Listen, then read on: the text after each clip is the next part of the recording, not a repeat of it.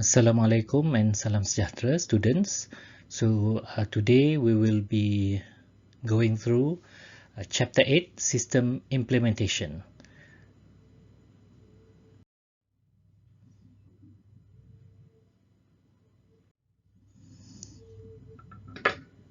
Chapter 8 system implementation in our syllabus, and in our text reference it is chapter 11 managing systems implementation. These are the learning objectives and chapter contents you can go through. Next is the syllabus content. If we look at the system implementation syllabus for chapter 8, these are the components of the syllabus: software quality assurance, application development, coding, testing the system, documentation, training, and data conversion. Okay, as we look through the background for these chapters in terms of system development life cycle or information system development cycle, we will see chapter 8 is in system implementation phase, which is phase 4. Okay, let us start the lecture for chapter 8, system implementation. So system design specification, or SDD, serve as a blueprint for constructing the new system. Remember, when we are talking about implementation phase, we are talking about implementing, building the system. We have finished building the system and we implement it at the workplace. Okay, the initial task in application, which is physical development. Okay, before changeover can occur, the system must be tested, documented carefully, and the user will be trained and data will be converted. In terms of old system, you convert or change over from old system to new system, or if it is a manual system before that, so you change from manual to computerized system. And definitely your data conversion in a new system in terms of manual to computer to information system is you need to convert all the existing data which reside in the manual filing system. Formal evaluation of result take place as a part of the final report to management, to show how efficient or how good is the implementation of the system. Software quality assurance. In today's business, quality is the main thing. Okay, it will go through rigorous testing to make sure there's no error in implementation stage, and there must be a standard quality assurance. Okay, in software engineering, we have a few model in terms of CMM, capability maturity model, and CMMI, capability maturity model integration. And this is to show improvement when we have the system implemented. There's also International Organization for Standardization, or ISO. ISO has a standard that when a system is said to fulfill the ISO standard, so it is accepted to a certain level of standard, and usually the standard is international standard. Okay, let us overview of application development or software development itself. Yes, so the objective is to translate the design into program and code modules that will function properly. Okay, the task produce an overall design, and a plan for physical implementation is reviewed. Application development task, training modules, training methods that is built into modules. Okay, here we can see this is the traditional application development whereby it goes one layer after one layer, starting from planning. Development is in modules, and then combined and then tested in various levels. Okay, compared to the traditional method, there's a method that is being used by company nowadays called agile method.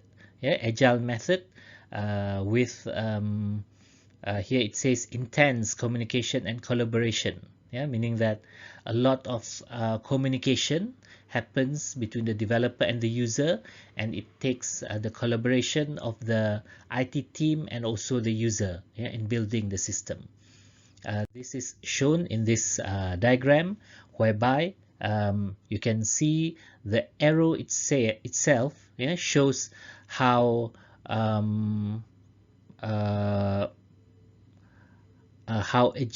agile this model is, yeah, in terms of, you see, agile project use various iterative, meaning that it's not one way or linear, but it repeat itself, and incremental models, yeah, including one of the example is extreme programming. Okay, system development tools. These are the tools that you have seen in developing, yeah, the tools before we do application, for meaning that we do actual coding or application of the system. We build a model, yeah, in terms of ERD, yeah, flowcharts. Yeah, flowcharts, you know what is flowcharts, whereby you do the modules, yeah, of the system in terms of generally how is the flow of the system. And then you can use pseudocode, whereby pseudocode is English-like instructions in terms of the system, or you can use decision table and decision trees. Okay, this is pseudocode. You can see there's a text reference page there if you want to read through and look at this diagram thoroughly.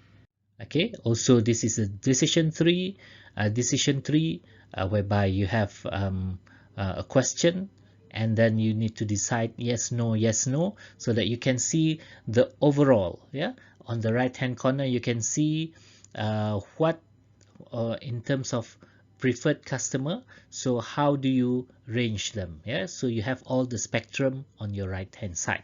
Yeah, this can be referred to on page 367 in your text reference. Overview of application development. Project management.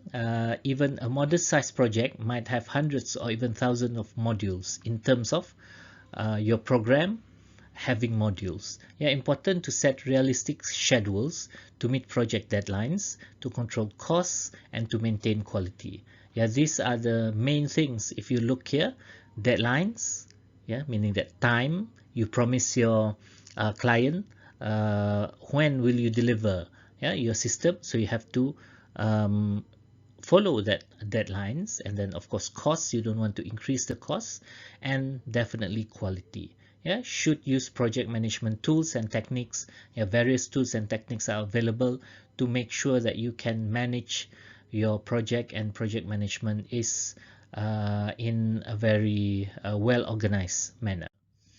Okay, there are structured application development, various approaches. Yeah, top-down approach, partitioning, modular design. Yeah, these approaches must proceed carefully, yeah, with constant input from programmers and IT management to achieve a sound and well-integrated structure. You must ensure that integration capability is built into each design and thoroughly tested. Okay, here is a structure chart. Yeah, show the program modules and the relationship among them. Yeah, remember we are talking about developing the program. So you can see a control module, yeah, with subordinate module. Yeah, control module and subordinate module. An example of structure chart modules. Yeah, the main definition and full text explanation is in page 368. This is structure charts. Okay. Um, okay. Also, in structure charts, you can have a data couple as shown in this diagram. Okay. This is taken from also from page 368, an example of a structure chart data couple, whereby you can see maintain customer data, yeah, have coupled through lookup customer name, yeah, and you can see the changes of data, yeah. Maintain customer data can send customer number to look up customer name, and then the module look up customer name will look up for the name and will send the customer name data to the main module. Okay, more on structure charts. Another technique is control couple in terms of modules, remember. Yeah, so for example here, sort inventory parts, yeah, so that is the main module, but how do you want to sort the inventory parts? You sort it by name, you can sort it by number, you can sort it by inventory value. Okay, structure charts. Okay, so it can have conditional, yeah, conditional statement, and also looping, yeah. Cohesion and coupling, yeah. You can see the example here, two example of cohesion. Notice that single module on the left is less cohesive than the two modules on the right, yeah, because the less cohesive in terms of it couple the two module together, check customer number and credit limit. Yeah, but on the right hand side, you check the customer number and check the customer credit limit in two separate, yeah, module units. Drawing a structure chart. Yeah, drawing a structure chart, you can see you start by looking at your DFD. So the DFD at this stage is completed. So you review all DFDs for accuracy and completeness, so that your what you plan on your DFD is the actual thing that you are building in your system. Yeah, identify modules and relationship. Yeah, you transform functional primitives and object methods into program modules. Three-level structure chart relates to the three DFD levels. Okay, we will see on that after this. Step 3 is add couple, loop, and condition in terms of your program. What are your conditional values? And also identify the data elements that pass from one module to another. So what are the data that is called upon, and what are the data that is passed? Yeah, analyze the structure chart and the data dictionary, to make sure that here it says the chart reflect all previous documentation, that the logic is correct, of the data type, and so on. Okay, this is an example of a structure chart, yeah, whereby you can see the topmost there is module 0, yeah, followed by and that is the context diagram, and then the second layer there is module 1, module 2, module 3 relates to diagram 0 DFD, and the lowest module relates to diagram 1 of your DFD, sorry. So meaning that you have your DFD, and from your DFD you produce a structure chart with the flow of data, yeah, from one module to another module. Okay, object-oriented application development using OOD, oriented development. Characteristic of OOD, OO application development. The application structure is represented by the object model itself, yeah, that you will apply or will build in your object-oriented programming, yeah, including all the attributes and the methods that you are going to implement in your programming. Yeah, implementation of OOD, Object-Oriented Development Design. Main objective is to translate object methods into program code modules and determine what event or message will trigger the execution of each module. Yeah, so you have the planning in terms of modules, and you implement it in your coding. Yeah, loosely coupled within the class, and loosely coupled and highly cohesive methods in your OO programming. Okay, this is an example. Yeah, you can refer to page 373. On the left hand side is a simplified class diagram for a customer order processing system. You can see customer order from one module to another module. Yeah, what are the attributes, the data within the module. And on your right hand side is an object relationship diagram for a fitness center. You can see there's the user, yeah, that relate to various modules, and the function of the user with the module. Okay, now we look at agile application development. It's a distinctly different system development, whereby the development team is in constant communication with the customer.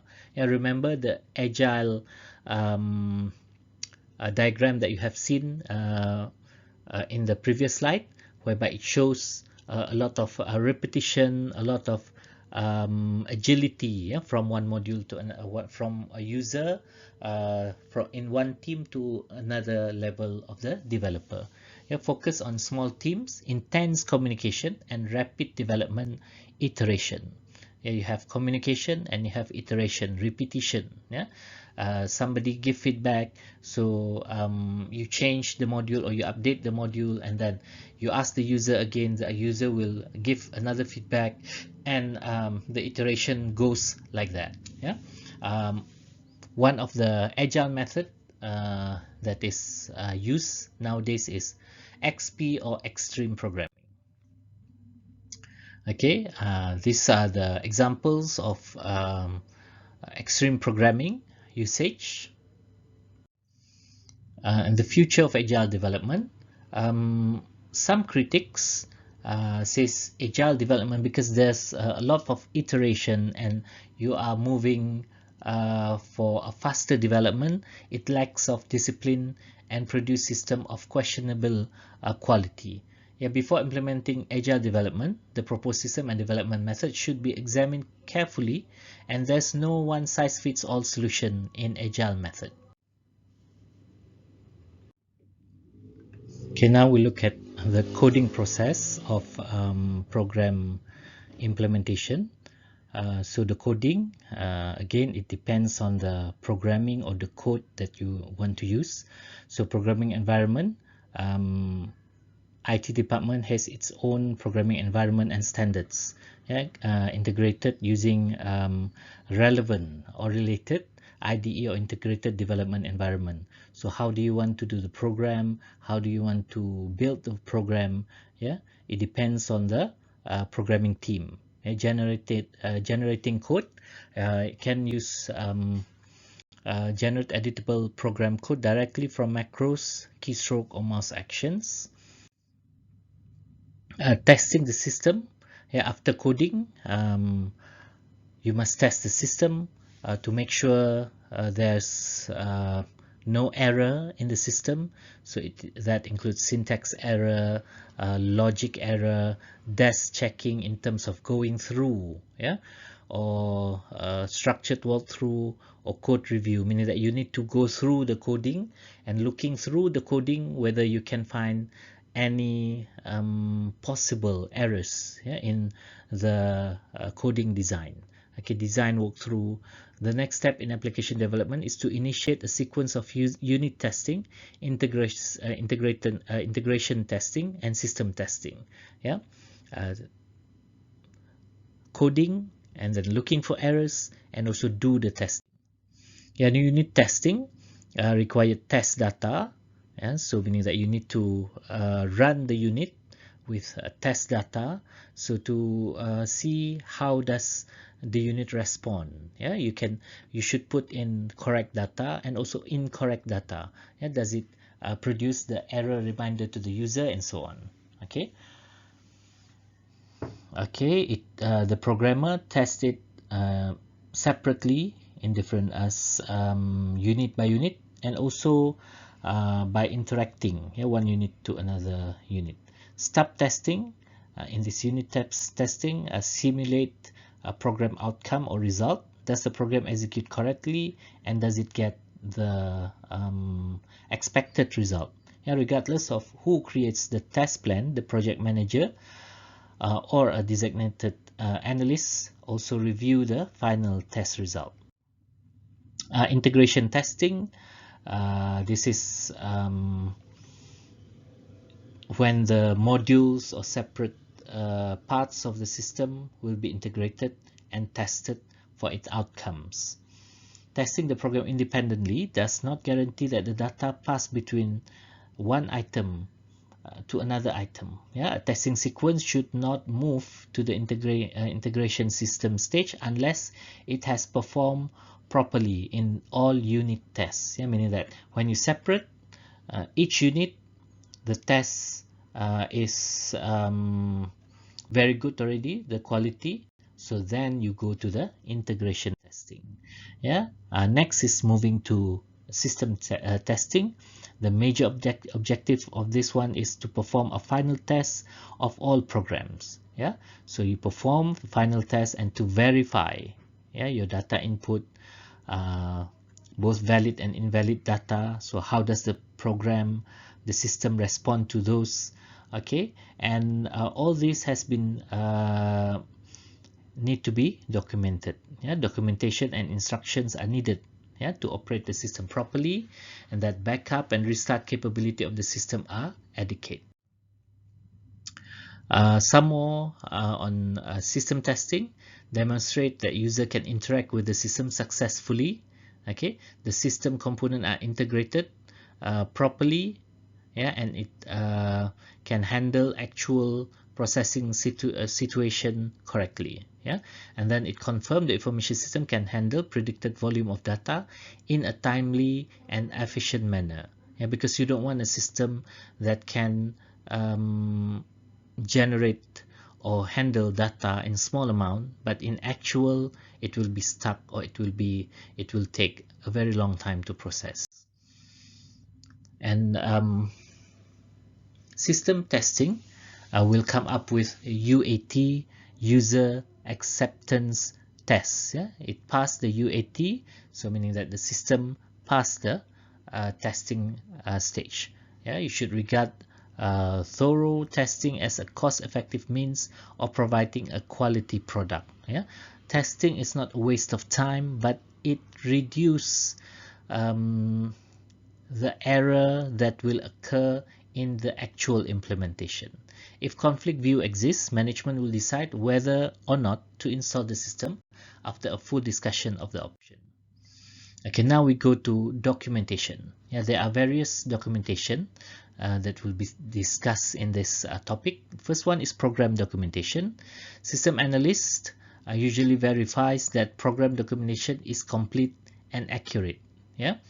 So the program documentation, what does it do? It describes the input, output, processing logic for all the program modules. Yeah, so you have the documentation for at the program level. Yeah, detect tracking software, bug tracking software, and you, by looking at the program documentation in future, it is easier to release patches of modification for your system, because you know if there's errors happen in future, you can look through the documentation to identify which area of the modules, yeah, is giving problem to the system.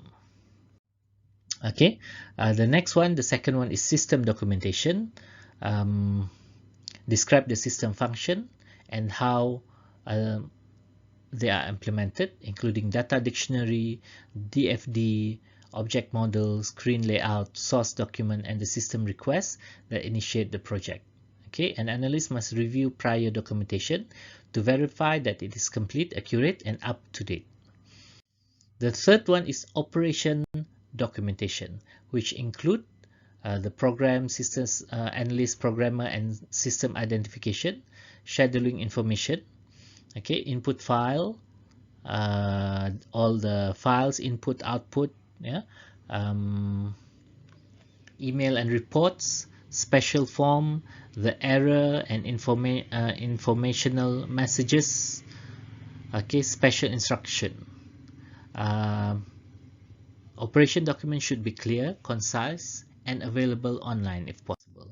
The fourth documentation is user documentation. This is the part of the documentation that will be viewed by the user when they want to interact or when they want to use the system.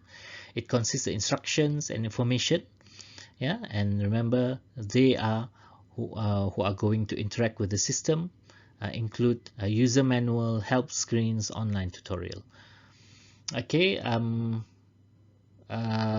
this is created, okay, by programmer and system analysts, and you need someone with expert skill in this area doing the development, just as you need someone with expert skill in developing your software. Yeah, documentation is as important as developing the software. System analysts usually are responsible for preparing documentation to help user learn the system, yeah, because they are well versed to the system themselves. Okay, system overview is included here that describe all major features and capabilities and limitation of each area of the system, description of source document, and then overview of menu and data entry throughout the system, example of reports that are produced, and the regularity of the report being produced. Also, yeah, security, and also if there's audit trail, so how and what will be covered in the audit trail. Yeah, explanation of responsibility for specific output, input or processing, so who is responsible, a reporting problem if there's requests, errors, yeah, FAQs, and also help, yeah, for updating the user manual. Okay, user documentation, yeah, should be available online. Okay, must determine whether, yeah, the documentation is within the program or separate entity, yeah, in the form of tutorial, slide presentation, reference manual in a website, or in videos that is available in the manufacturer website, and so on. Yeah, effective online documentation is an important productivity tool, because once you have the documentation online and the user need to refer to it, they don't have to go through somebody else. They can go direct, yeah, to the source and look, either read or watch the video, yeah, to get their understanding. Okay, user documentation, still on user documentation, it is a valuable material, and documentation need to be thought out in advance, meaning that you don't wait for you to produce a documentation, but you produce a document along building the software itself. And therefore, neglecting user document, yeah, can cause, firstly, yeah, inadequate release of the documentation, meaning that you are rushing to produce the documentation because you wait until you finish everything and then you document. Or another one is, if you want to perfect the documentation but you wait until the end of the coding process, so you might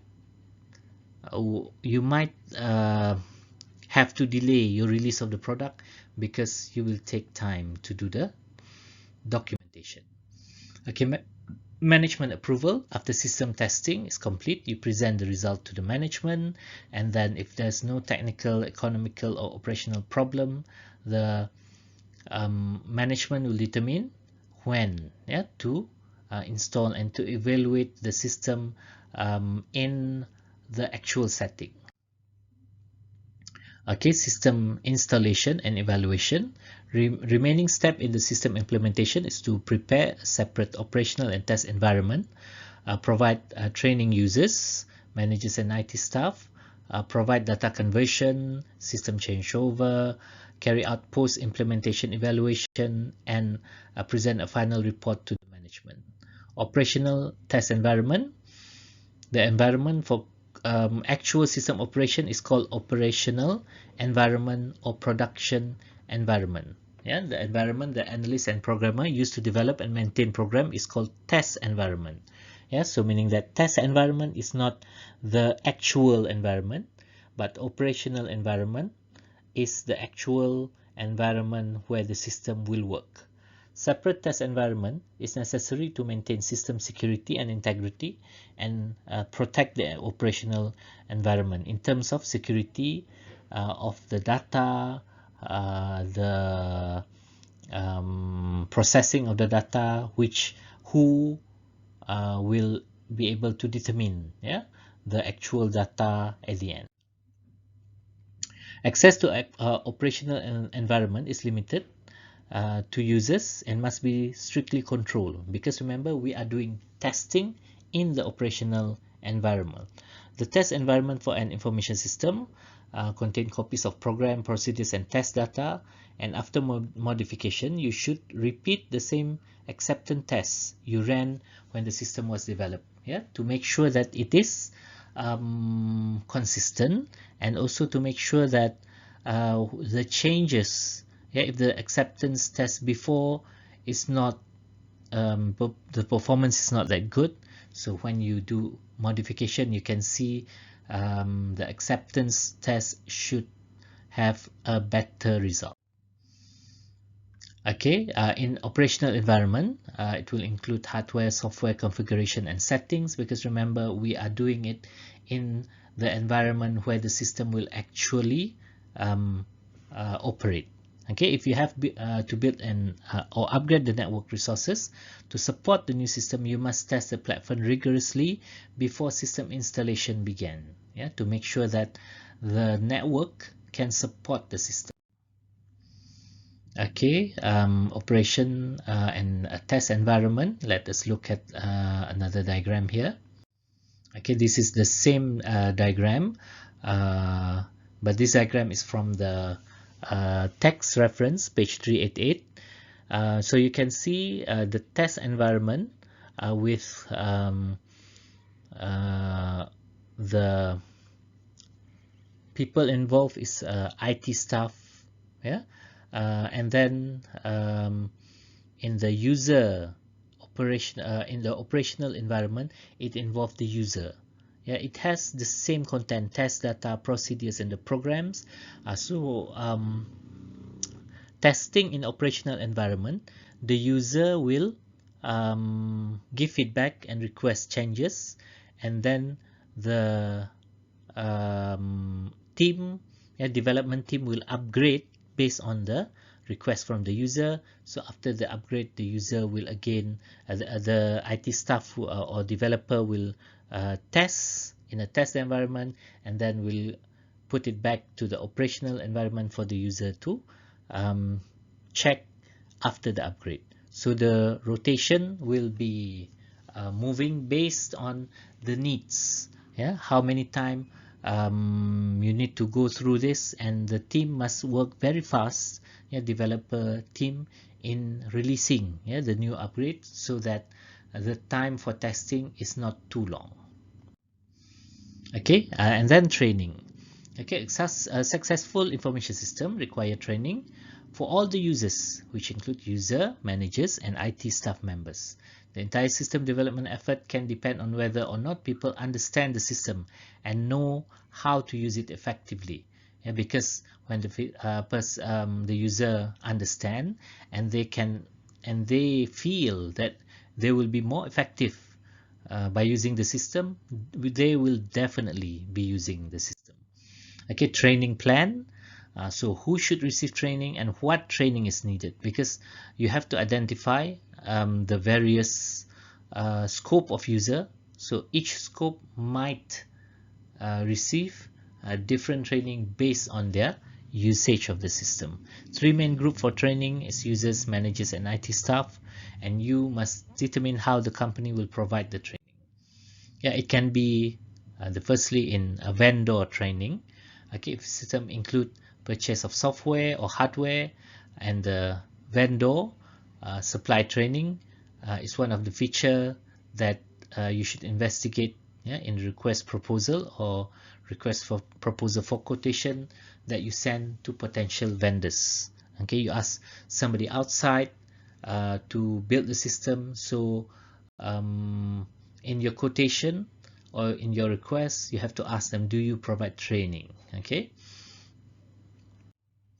and then the training should also can be done in webinars, online, yeah? Especially in this situation nowadays. So it changes, yeah, things whereby people are very used to, yeah, online training. Apart from that, the trainer can give podcasts or tutorial videos, yeah. And then second one is outside training resources. Yeah, training consultant, institute, and firms are available to give training packages. The third one is in-house training. In-house training meaning that the person in the same company will give the training. It can be the IT staff or user of certain from a certain department will give the training of using the system. Okay, in-house training, okay, can be also can have training of the trainer, train the trainer strategy, meaning that you can start off with vendor training, yeah, outside people train a couple of a group of person in the department or in the organization, and then those who get the first training from outside will then do the in-house training, yeah, for the user that is in the actual company. Okay, the next topic is data conversion. Okay, data conversion will happen when you have server or database migration, yeah, from an old system to a new system. Okay, a conversion process should be tested, okay, so that the data that you have converted are really usable. Yeah, it is able to be integrated in the new system. Data conversion strategies. All systems might be capable of exporting data in an acceptable format, and the new system or in a standard format. Yeah, a standard format is not available. You must develop a program to extract the data, and then the program will be able to convert the data. Often require additional data item, which might requires manual entry. Okay, data conversion, security and control. Must ensure that all system control measures are in place and operational to protect data from unauthorized access and to help prevent erroneous input. Yeah, because you are converting a data, you are moving data, so make sure that the security, its security, the data security, and there's no error. Okay, some error will occur. It is essential that the new system be loaded with accurate and error-free data. Yeah, so maybe the previous system doesn't have a very good or a very precise error detection. So you have to be careful that the old data, when you move it to the new system, is error-free and accurate. Okay, so old system, you move it to the new system, you can use here it shows a standard format. System change over. Yeah, so system changeover from the word itself, change, meaning that you are changing system and you are changing it to a new system, putting the new information system online and retiring the old system. So the old system is obsolete. Yeah, so you don't use the old system anymore, but you are running a new system. The four changeover methods are direct cutover, parallel operation, pilot operation, and phased operation. Okay, in this diagram, it is available on page 394 in the text reference, and in the text reference you will have a more detailed explanation on the four changeover methods, okay, as mentioned before this. Okay, let us look one by one. First of all, direct cut over. You can see from old system, yeah, you look at the diagram first. From the old system, you stop and then you start the new system directly. Yeah, so remember the important thing here when you want to explain about this changeover, the diagram is important. So if you are required to explain it in a test, so I would recommend you start off with the diagram. Okay, involve more risk, yeah, because you stop the old system, it is a direct cutover method, yeah, and then you implement the new system. Yeah, cyclical information system usually are converted using the direct cutover method at the beginning of a quarter, calendar year, or fiscal year. So meaning that you do the cutoff time on a specific time. Yeah, you look at the reporting of the system, so you can start usually at the beginning of the reporting date, so that the new reports or new data will enter when the new system start operating. Okay, the next changeover method is parallel operation. Yeah, just now it's direct cutover. This is parallel. Easier to verify that the new system is working properly under parallel operation than under direct cutover. Parallel mean both are running at certain time. Yeah, you can see in the diagram whereby the old system is ending, but before the old system is stopped or retired, the new system has started. So meaning that the data conversion, all the training also goes through in parallel, yeah, with the new system. Okay, here it mentioned also not practical if the old system and new system are incompatible technically. Also is inappropriate when the two systems perform different functions. Okay, the next one is pilot operation. Yeah, pilot operation system changeover. So the group that uses the new system first is called the pilot group. So meaning that you start the new system with a small group. Yeah, you can start the new system in a certain department or a certain area of user, and the old system continues to operate for the entire organization. After the system proves successfully in the pilot site, or maybe you take one department and it is successful, then you can implement it to the rest of the organization, okay, using the direct cutover method, yeah, for the rest of the user or the organization. It is a combination of parallel and direct cutover method.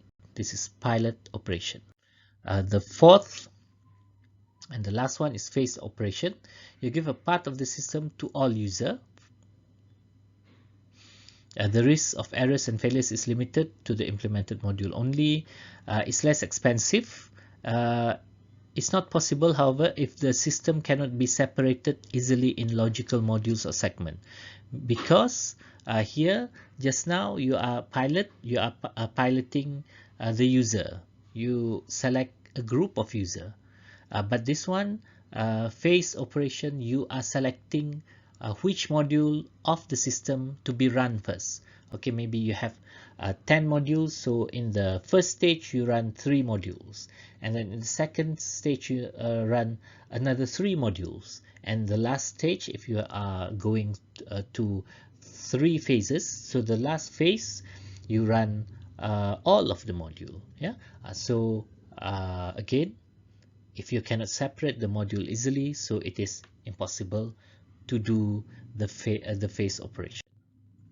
Yeah, post implementation of evaluation, after you change the system, yeah, post implementation, you have to evaluate, yeah, assess the overall quality of the information system, include feedback for the following areas. Yeah, you can read through the areas. These are the areas which must be covered, yeah, to make sure and get a feedback, usually using online feedback form after the user have used the system, so you can get the feedback from various user from various departments, example, yeah, or various levels. Yeah, accuracy of cost benefit estimates, development schedule.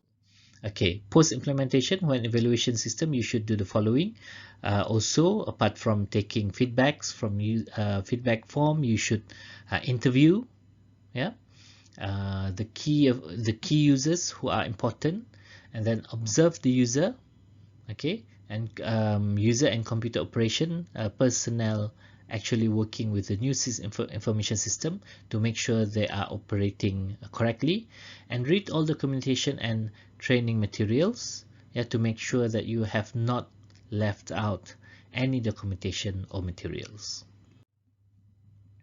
Apart from that, yeah, you should examine all source document, use questionnaire to gather information and opinions, analyze maintenance and help desk log. Yeah, whenever possible, people who are not directly involved in developing the system should conduct the post-implementation evaluation.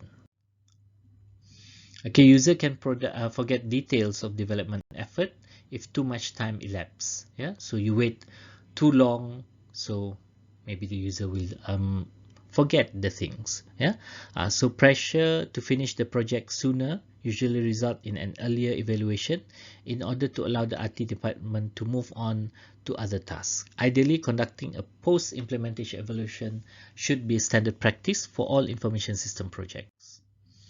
Final report to the management. So these are the final report after you